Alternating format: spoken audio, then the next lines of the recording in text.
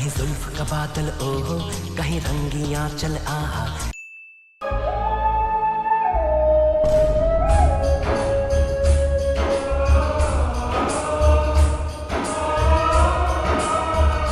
మీ జుట్టు రాలుతోందా లేదా మీ జుట్టు త్వరగా తెల్లబడుతోందా? అయితే ఈ వీడియోని ఎండ్ వరకు చూడండి, ఎందుకంటే ఈ వీడియోలో నేను మీతో షేర్ చేయాలనుకుంటున్నాను ఒక simple and effective hair oil ని. దాన్ని మీరు ఇంట్లోనే తయారు చేసుకోవచ్చు కేవలం 2 పదార్థాలతో.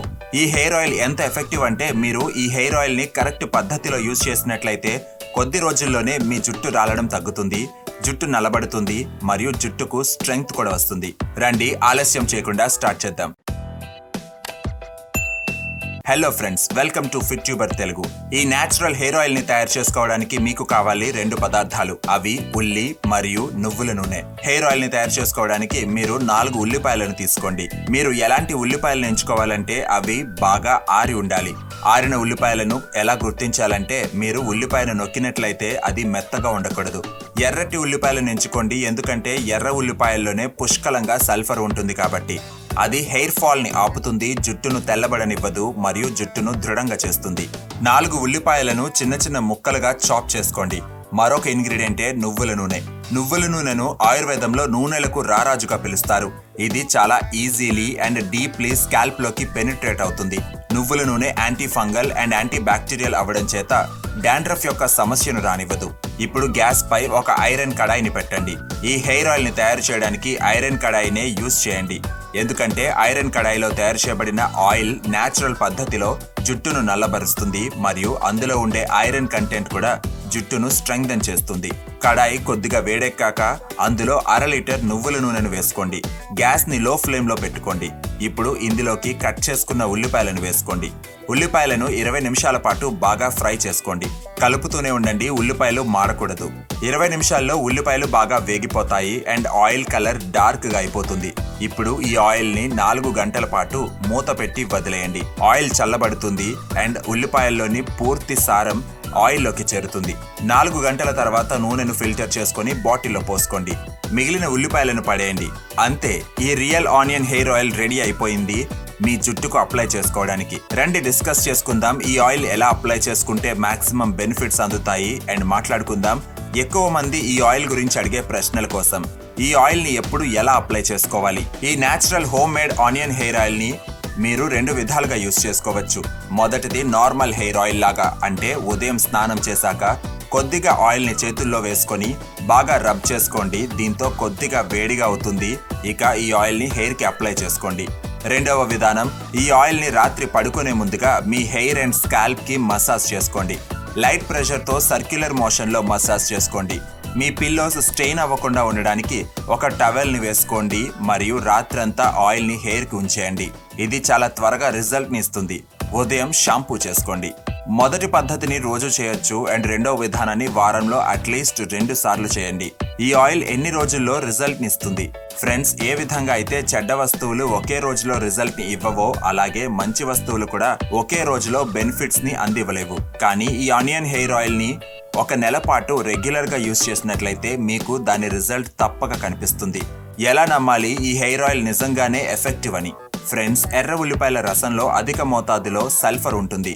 అది జుట్టును రాలనివ్వకుండా చేయడమే కాకుండా జుట్టు యొక్క గ్రోత్ ని కూడా ఇంక్రీజ్ చేస్తుంది.